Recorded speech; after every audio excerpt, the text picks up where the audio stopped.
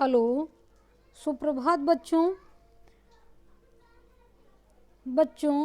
आज मैं आप सभी को एनसीईआरटी कक्षा 8 के पाठ सूरदास के पद का अर्थ और उसकी व्याख्या को बताऊंगी।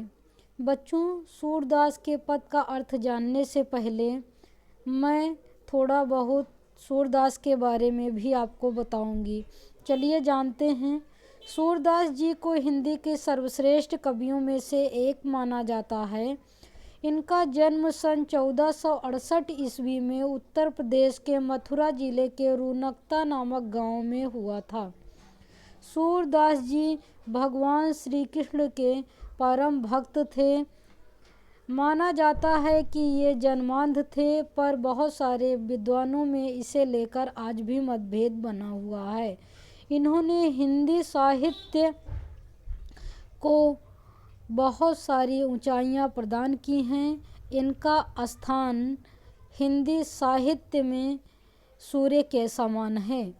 सूरदास जी की प्रमुख रचनाएं सूर सागर, सूर सारावली, साहित्य लहरी, नल दमयंती, व्याहलो इत्यादि हैं। बच्चों, सूरदास के पद का पहला पद पहले पढ़ते हैं, फिर उसका अर्थ जानते हैं। मैया कब ही बढ़ेंगी चोटी, कितनी बार मोहि दूध पियत भई, यह अजहू है छोटी। तू जो कहत बल बेन ज्यों, होय हैं लांबी मोटी, काढ़त गुहत नेहावत जय हैं, नागिन सुभुई लोटी।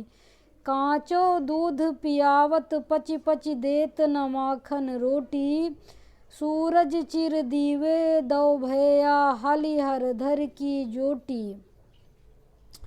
बच्चों, पहले पद में महाकवि सूरदास जी ने श्री कृष्ण की बाल लीलाओं को केंद्र में रखते हुए इसको बहुत ही सरल, प्यारी और मंत्रमुग्ध कर देने वाली भाषा में लिखा हुआ है। इसका अर्थ ही बहुत ही रोचक है।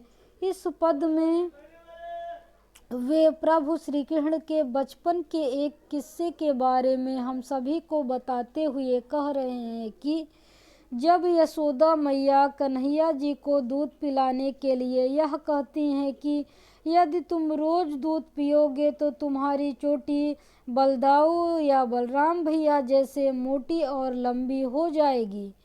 फिर भी काफ़ी दिन दूध पीने के उपरांत भी जब चोटी नहीं बढ़ी, अर्थात चोटी छोटी ही रही, तो यशोदा मैया से श्री कृष्ण भगवान पूछने लगते हैं कि हे मैया, यह मेरी चोटी कब बढ़ेगी? मुझे दूध पीते हुए इतना समय हो गया, लेकिन ये बढ़ ही नहीं रही है। यह अब भी छोटी की छोटी ही है। आपने तो कहा था मैया कि दूध पीने से मेरी चोटी किसी बेल की तरह लंबी और मोटी हो जाएगी।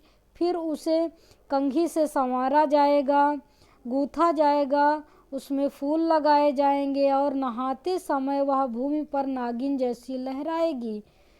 फिर श्री कृष्ण भगवान जी अपनी माँ यशोदा से शिकायत भरे लहजे में कहते हैं, मुझे चोटी की लालच में आपने बिना पका हुआ और मेरे नापसंद होने पर भी दूध पिलाया। मेरी पसंदीदा माखन रोटी से मुझे दूर रखा, मुझे माखन रोटी नहीं दिया, फिर भी मेरी चोटी नहीं बढ़ी। और अंतिम की दो पंक्तियों में सूरदास जी ने श्री कृष्ण और बलराम जी की जोड़ी पर मंत्रमुग्ध होकर उनकी लंबी आयु की कामना की है। आइए बच्चों, दूसरा दोहा देखते हैं। तेरे लाल मेरो माखन खायो, दोपहर दिवस जानि घर सुनो, ढूंढी ढंढोरो आप ही आयो। खोल किवारी पैठ मंदिर में, दूध दही सब सखन खवायो। उखल चढ़ छींको कौलीन हो, अन भावत भुई माँ ढरकायो।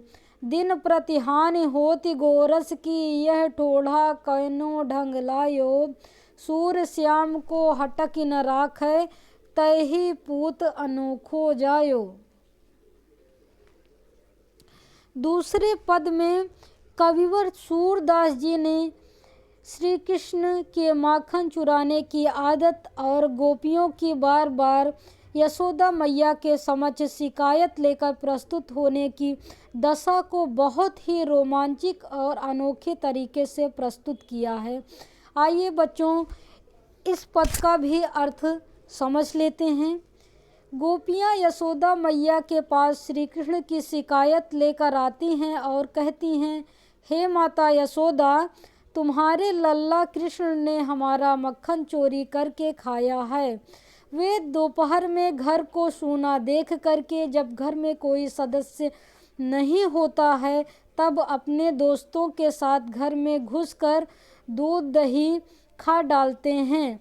आगे शिकायत को बढ़ाते हुए गोपियाँ कहती हैं कि जब कन्हैया माखन तक आसानी से नहीं पहुँच पाते तो वे ओखली पर चढ़कर छींके से मक्खन उतार कर कुछ खाते हैं, कुछ गिराते हैं और अपने दोस्तों के साथ इधर उधर ढरकाते हैं।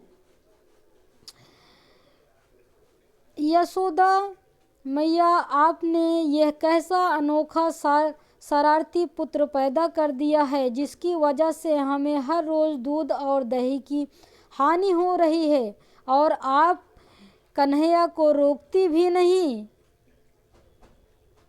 क्या आपने अनोखा पुत्र जन्मा है?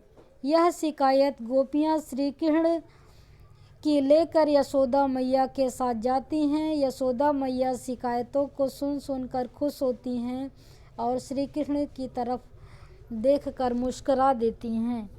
ऐसे ही सूरदास जी ने श्री कृष्ण के बाल लीलाओं का बहुत ही मनोरम, सुखद और मन को अच्छा लगने वाला वर्णन किया है।